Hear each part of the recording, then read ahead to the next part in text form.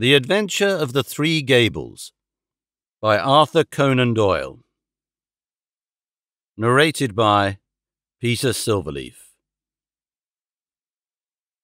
I don't think that any of my adventures with Mr. Sherlock Holmes opened quite so abruptly or so dramatically as that which I associate with the Three Gables.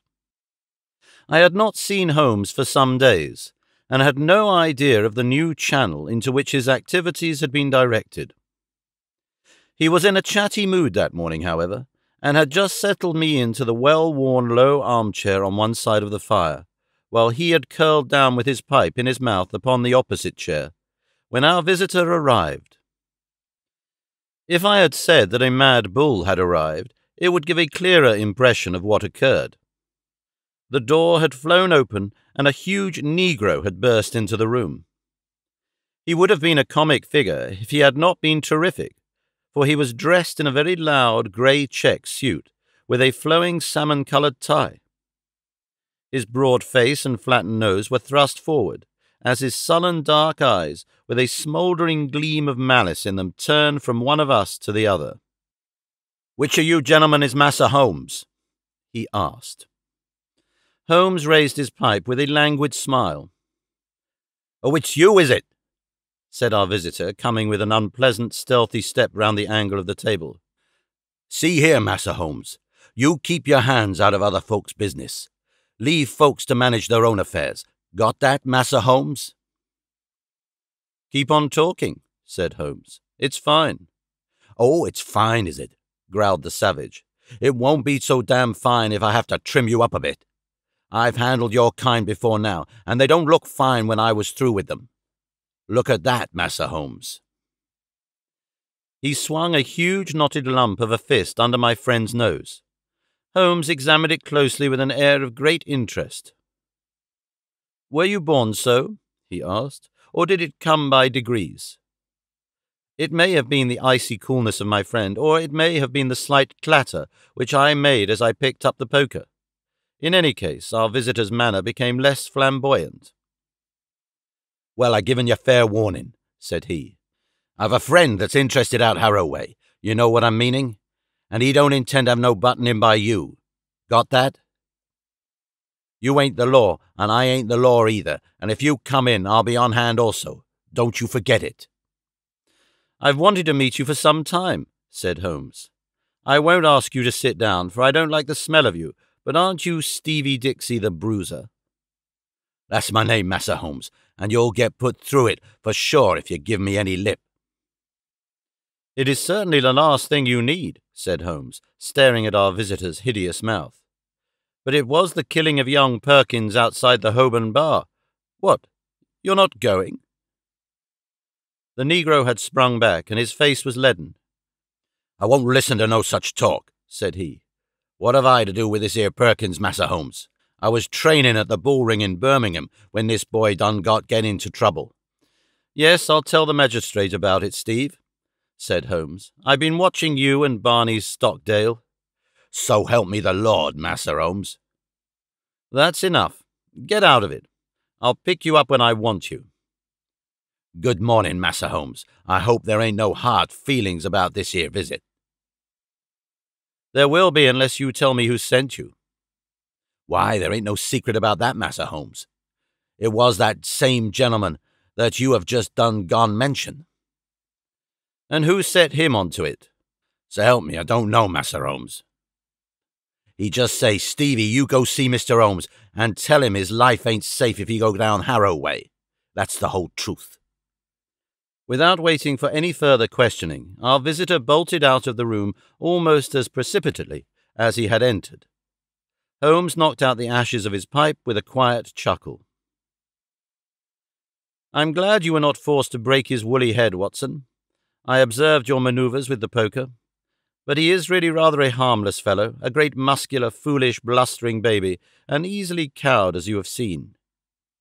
He is one of the Spencer John gang, and has taken part in some dirty work of late, which I may clear up when I have time. His immediate principal, Barney, is a more astute person. They specialize in assaults, intimidation, and the like. What I want to know is, Who is at the back of them on this particular occasion? But why do they want to intimidate you? It is this Harrow Weald case. It decides me to look into the matter, for if it is worth anyone's while to take so much trouble, there must be something in it. But what is it? I was going to tell you when we had this comic interlude. Here is Mrs. Maberly's note. If you care to come with me, we will wire her and go out at once. Dear Mr. Sherlock Holmes, I read, I have had a succession of strange incidents occur to me in connection with this house, and I should much value your advice. You would find me at home any time tomorrow. The house is within a short walk of the Weald station. I believe that my late husband, Mortimer Maberly, was one of your early clients. Yours faithfully, Mary Maberly. The address was 3 Gables, Harrow Weald. So that's that, said Holmes. And now, if you can spare the time, Watson, we will get upon our way. A short railway journey and a shorter drive brought us to the house, a brick and timber villa standing in its own acre of undeveloped grassland. 3 small projections above the upper windows made a feeble attempt to justify its name. Behind was a grove of melancholy, half-grown pines, and the whole aspect of the place was poor and depressing. Nonetheless, we found the house to be well furnished, and the lady who received us was a most engaging elderly person who bore every mark of refinement and culture.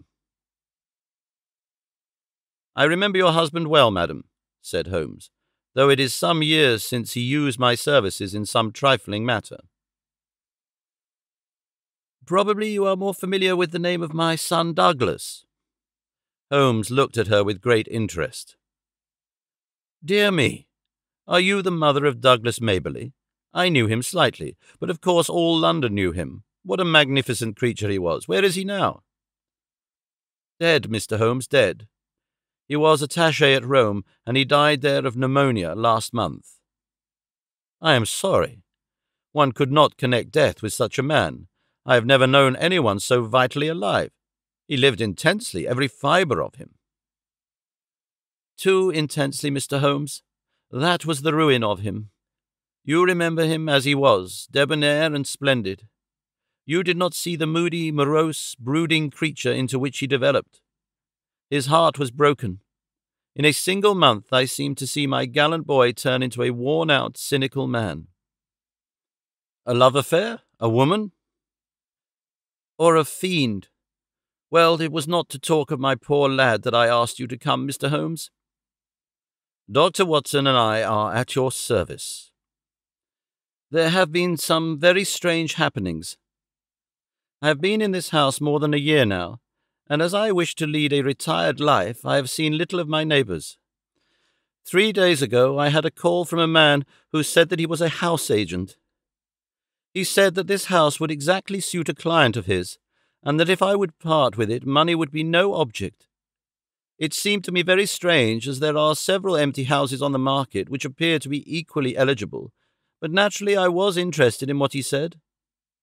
I therefore named a price which was £500 more than I gave. He at once closed with the offer, but added that his client desired to buy the furniture as well, and would I put a price upon it. Some of this furniture is from my old home, and it is, as you see, very good, so that I named a good round sum. To this also he at once agreed. I had always wanted to travel, and the bargain was so good a one that it really seemed that I should be my own mistress for the rest of my life. Yesterday the man arrived with the agreement all drawn out. Luckily I showed it to Mr. Sutro, my lawyer, who lives in Harrow. He said to me, "This is a very strange document. Are you aware that if you sign it, you could not legally take anything out of the house, not even your own private possessions?" When the man came again in the evening, I pointed this out, and I said that I meant only to sell the furniture. "No, no, everything," said he. "But my clothes, my jewels." Well, some concession might be made for your personal effects, but nothing shall go out of the house unchecked. My client is a very liberal man, but he has his fads, and his own way of doing things. It is everything or nothing with him. Then it must be nothing, said I, and there the matter was left, but the whole thing seemed to me to be so unusual that I thought— Here we had a very extraordinary interruption. Holmes raised his hand for silence. Then he strode across the room, flung open the door, and dragged in a great gaunt woman whom he had seized by the shoulder. She entered with ungainly struggle like some huge awkward chicken, torn, squawking out of its coop. "Leave me alone! What are you doing of?" she screeched. "Why, Susan, what is this?" "Well, ma'am, I was coming in to ask if the visitors were staying for lunch when this man jumped out at me. I've been listening to her for the last 5 minutes, but I did not wish to interrupt your most interesting narrative. Just a little wheezy, Susan, are you not? You breathe too heavily for that kind of work." Susan turned a sulky but amazed face upon her captor. "Who be you anyhow, and what right have you of pulling me about like this?" "It was merely that I wished to ask a question in your presence. Did you, Mrs. Maberly, mention to anyone that you were going to write to me and consult me?" "No, Mr. Holmes, I did not." "Who posted your letter?" "Susan did."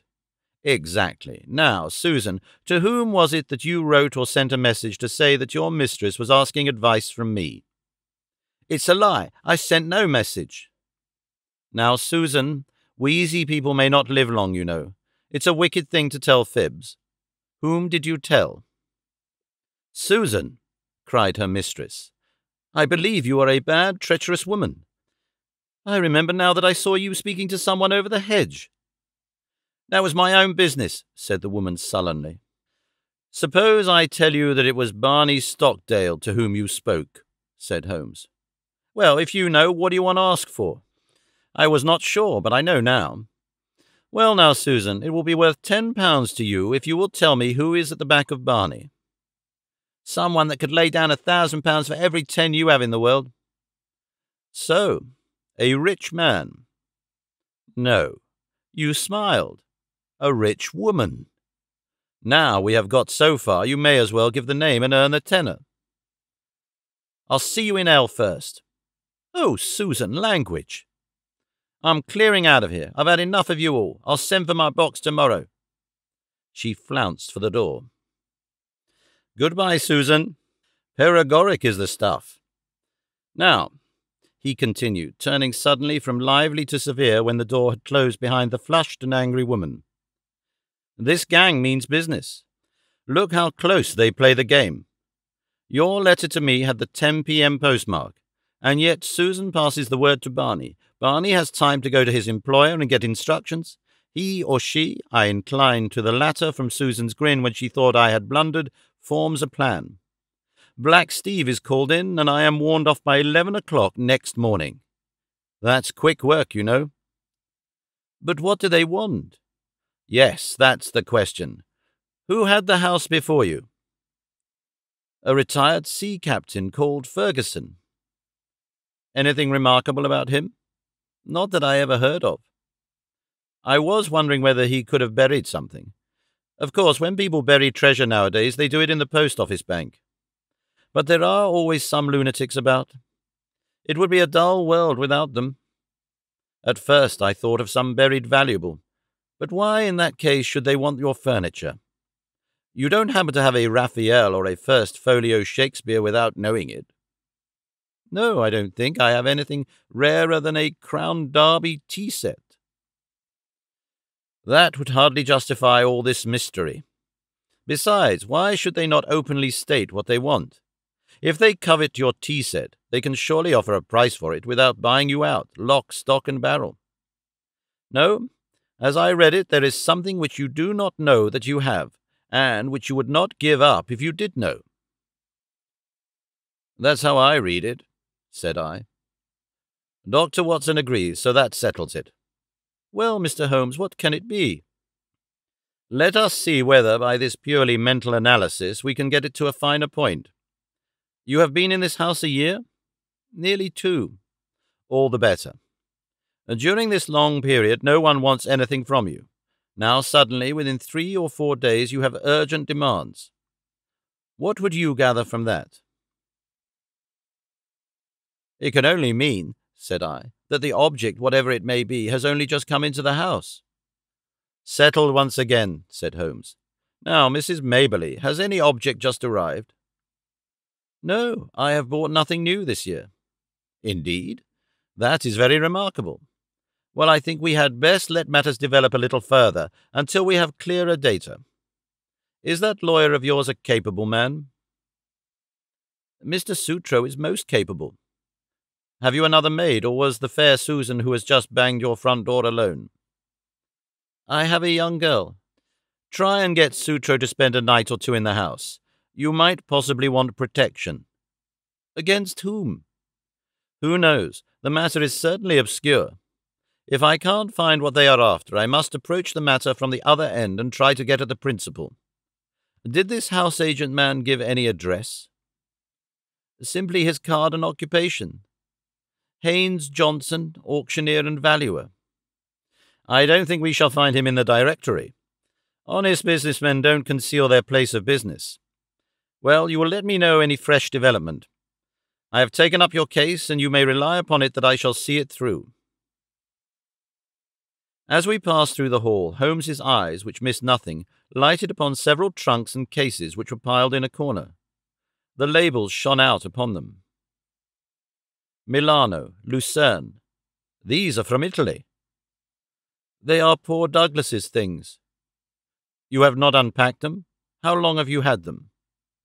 They arrived last week. But you said... Why, surely this might be the missing link. How do we know there is not something of value there? There could not possibly be, Mr. Holmes. Poor Douglas had only his pay and a small annuity. What could he have of value? Holmes was lost in thought. Delay no longer, Mrs. Maberly, he said at last. Have these things taken upstairs to your bedroom. Examine them as soon as possible and see what they contain. I will come tomorrow and hear your report.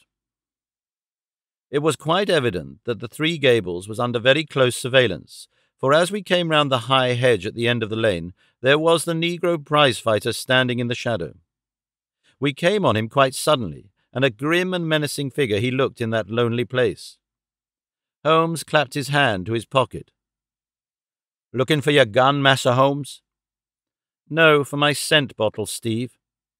You are funny, Massa Holmes, ain't you? It won't be funny for you, Steve, if I get after you. I give you fair warning this morning. Well, Massa Holmes, I done gone think over what you said, and I don't want no more talk about that affair of Massa Perkins. Suppose I can help you, Massa Holmes. I will. Well then, tell me who is behind you on this job. So help me the Lord, Massa Holmes. I told you the truth before, I don't know.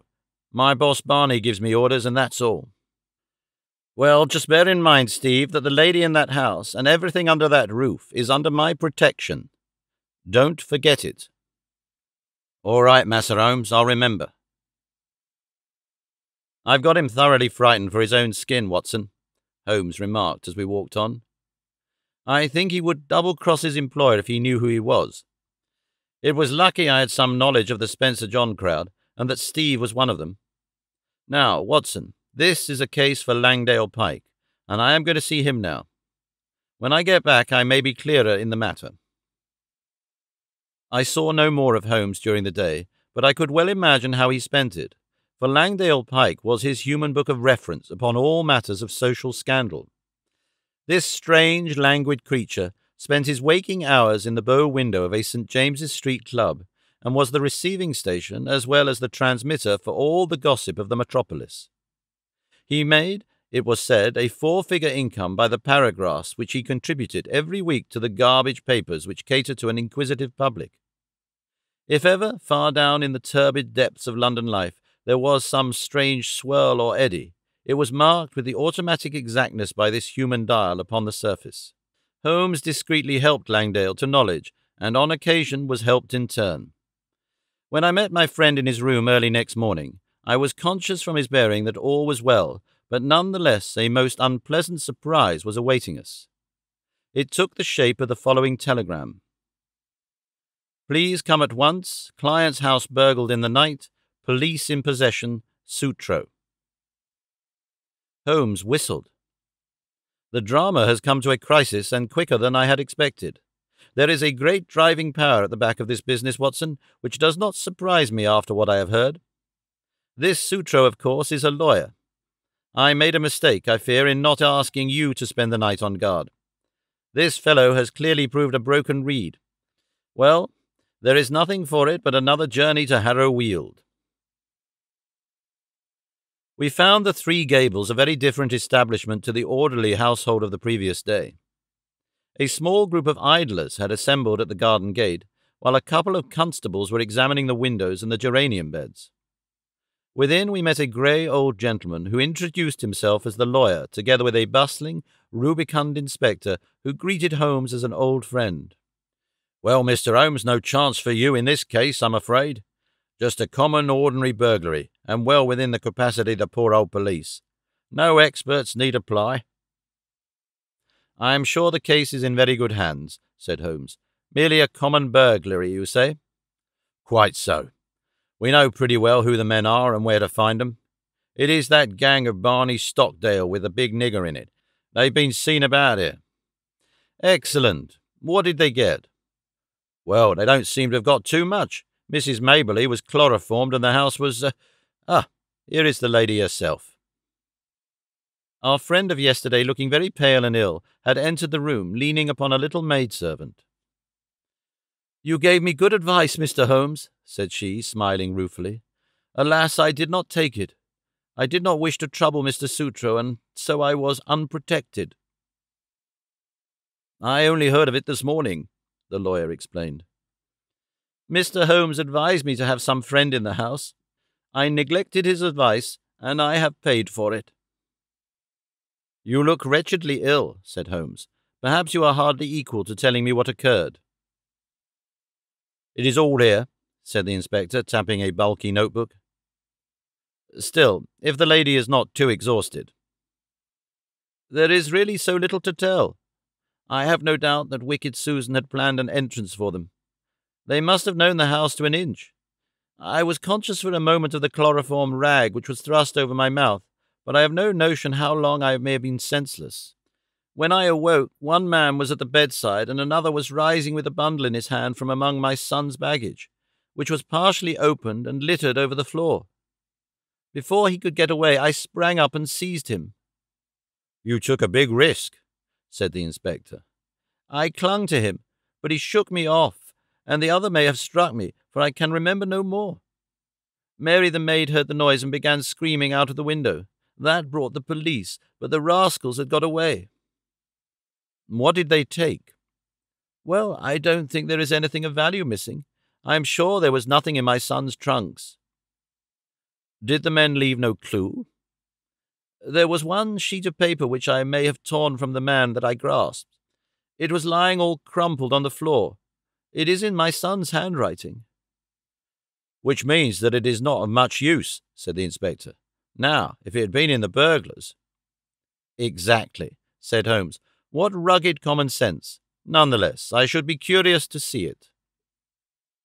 The inspector drew a folded sheet of foolscap from his pocketbook. "I never pass anything, however trifling," said he with some pomposity. "That is my advice to you, Mr. Holmes. In 25 years' experience I have learned my lesson. There is always the chance of finger marks or something."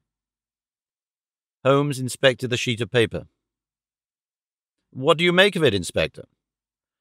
"Seems to be the end of some queer novel, so far as I can see." "It may certainly prove to be the end of a queer tale," said Holmes. "You have noticed the number on the top of the page? It is 245. Where are the odd 244 pages? Well, I suppose the burglars got those. Much good may it do them." "It seems a queer thing to break into a house in order to steal such papers as that. Does it suggest anything to you, Inspector?" "Yes, sir, it suggests that in their hurry the rascals just grabbed at what came first to hand. I wish them joy of what they got." "Why should they go to my son's things?" asked Mrs. Maberly. "Well, they found nothing valuable downstairs, so they tried their luck upstairs. That is how I read it. What do you make of it, Mr. Holmes?" "I must think it over, Inspector. Come to the window, Watson." Then, as we stood together, he read over the fragment of paper.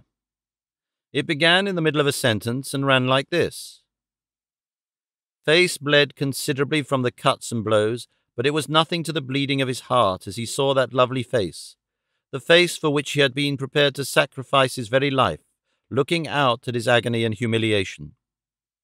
She smiled, yes, by heaven, she smiled, like the heartless fiend she was, as he looked up at her. It was at that moment that love died and hate was born. Man must live for something. If it is not for your embrace, my lady, then it shall surely be for your undoing and my complete revenge. Queer grammar, said Holmes with a smile as he handed the paper back to the inspector. Did you notice how the he suddenly changed to my? The writer was so carried away by his own story that he imagined himself at the supreme moment to be the hero. It seemed mighty poor stuff, said the inspector as he replaced it in his book. What? Are you off, Mr. Holmes? I don't think there is anything more for me to do now that the case is in such capable hands. By the way, Mrs. Maberly, did you say you wished to travel?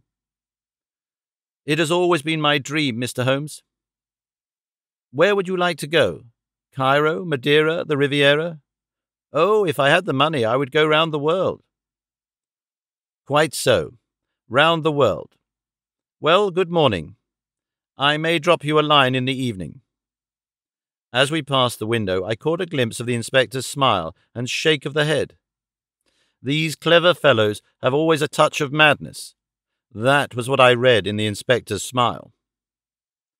Now, Watson, we are at the last lap of our little journey, said Holmes, when we were back in the roar of central London once more. I think we had best clear the matter up at once, and it would be well that you should come with me, for it is safer to have a witness when you are dealing with such a lady as Isadora Klein. We had taken a cab and were speeding to some address in Grosvenor Square. Holmes had been sunk in thought, but he roused himself suddenly. By the way, Watson, I suppose you see it all clearly. No, I can't say that I do. I only gather that we are going to see the lady who is behind all this mischief. Exactly. But how does the name Isadora Klein convey nothing to you? She was, of course, the celebrated beauty. There was never a woman to touch her. She is pure Spanish, the real blood of the masterful conquistadors, and her people have been leaders in Pernambuco for generations. She married the aged German sugar king, Klein, and presently found herself the richest as well as the most lovely widow upon earth. Then there was an interval of adventure when she pleased her own tastes. She had several lovers, and Douglas Maberly, one of the most striking men in London, was one of them. It was, by all accounts, more than an adventure with him. He was not a society butterfly, but a strong, proud man who gave and expected all. But she is the belle dame sans mercy of fiction. When her caprice is satisfied, the matter is ended, and if the other party in the matter can't take her word for it, she knows how to bring it home to him. Then that was his own story. Ah, you are piecing it together now. I hear that she is about to marry the young Duke of Lomond, who might almost be her son. His Grace's ma might overlook the age, but a big scandal would be a different matter, so it is imperative. Here we are. It was one of the finest corner houses of the West End. A machine-like footman took up our cards and returned with a word that the lady was not at home. Then we shall wait until she is, said Holmes cheerfully. The machine broke. Not at home means not at home to you, said the footman. Good, Holmes answered. That means we shall not have to wait. Kindly give this note to your mistress. He scribbled 3 or 4 words upon a sheet of his notebook, folded it, and handed it to the man. What did you say, Holmes? I asked. I simply wrote, Shall it be the police, then? I think that should pass us in. It did, with amazing celerity.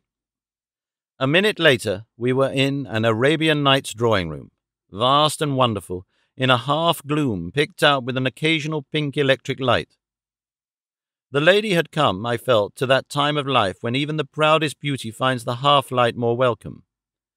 She rose from a settee as we entered. Tall, queenly, a perfect figure, a lovely mask-like face, with 2 wonderful Spanish eyes which looked murder at us both. "What is your intrusion, and this insulting message?" she asked, holding up the slip of paper. "I need not explain, madame. I have too much respect for your intelligence to do so, though I confess that intelligence has been surprisingly at fault of late." "How so, sir?" "By supposing that your hired bullies could frighten me from my work. Surely no man would take up my profession if it were not that danger attracts him. It was you, then, who forced me to examine the case of young Maberly." "I have no idea what you are talking about. What have I to do with hired bullies?" Holmes turned away wearily. "Yes, I have underrated your intelligence. Well, good afternoon." "Stop! Where are you going?" "To Scotland Yard." We had not got halfway to the door before she had overtaken us and was holding his arm. She had turned in a moment from steel to velvet. "Come, and sit down, gentlemen. Let us talk this matter over. I feel that I may be frank with you, Mr. Holmes. You have the feelings of a gentleman. How quick a woman's instinct is to find it out. I will treat you as a friend." "I cannot promise to reciprocate, madame. I am not the law, but I represent justice so far as my feeble powers go. I am ready to listen, and then I will tell you how I will act." "No doubt it was foolish of me to threaten a brave man like yourself." "What was really foolish, madame, is that you have placed yourself in the power of a band of rascals who may blackmail or give you away." No, I am not so simple. Since I have promised to be frank, I may say that no one, save Barney Stockdale and Susan, his wife, have the least idea who their employer is. As to them, well, it is not the first." She smiled and nodded with a charming coquettish intimacy. "I see you've tested them before. They are good hounds who run silent. Such hounds have a way sooner or later of biting the hand that feeds them. They will be arrested for this burglary. The police are already after them. They will take what comes to them. That is what they are paid for. I shall not appear in the matter." "Unless I bring you into it." No, you would not. You are a gentleman. It is a woman's secret." "In the first place, you must give back this manuscript." She broke into a ripple of laughter and walked to the fireplace. There was a calcined mass which she broke up with the poker. "Shall I give this back?" she asked. So roguish and exquisite did she look as she stood before us with a challenging smile that I felt all of Holmes's criminals, this was the one whom he would find it hardest to face. However, he was immune from sentiment. "That seals your fate," he said coldly. "You are very prompt in your actions, madame, but you have overdone it on this occasion." She threw the poker down with a clatter. "How hard you are!" she cried. "May I tell you the whole story?" "I fancy I could tell it to you." "But you must look at it with my eyes, Mr. Holmes. You must realize it from the point of view of a woman who sees all her life's ambitions about to be ruined at the last moment. Is such a woman to be blamed if she protects herself? The original sin was yours. Yes, I admit it. He was a dear boy, Douglas, but it so chanced that he could not fit into my plans. He wanted marriage. Mr. Holmes, with a penniless commoner? Nothing less would serve him. Then he became pertinacious. Because I had given, he seemed to think that I still must give, and to him only. It was intolerable.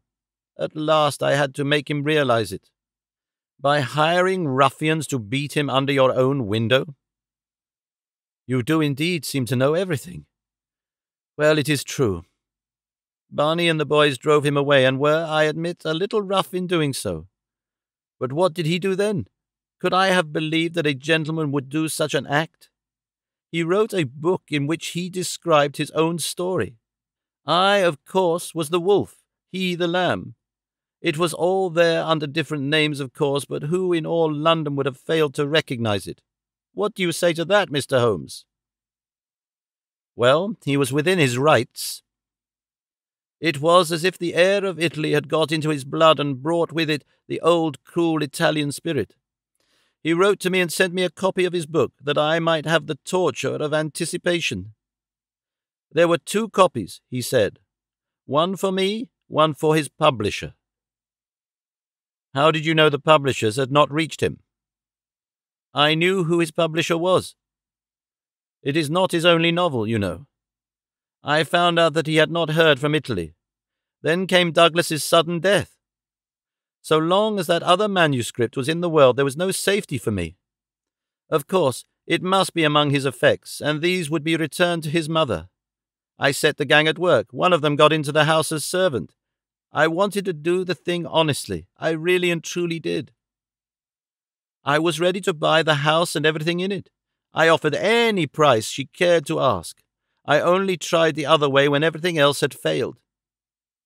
Now, Mr. Holmes, granting that I was too hard on Douglas, and God knows I am sorry for that, what else could I do with my whole future at stake?" Sherlock Holmes shrugged his shoulders. "Well, well," said he, "I suppose I shall have to compound a felony as usual. How much does it cost to go round the world in first-class style?" The lady stared in amazement. "Could it be done on £5,000? "Well, I should think so, indeed." "Very good. I think you will sign me a cheque for that, and I will see that it comes to Mrs. Maberley. You owe her a little change of air. Meantime, lady," he wagged a cautionary finger, "have a care. Have a care. You can't play with edged tools forever without cutting those dainty hands."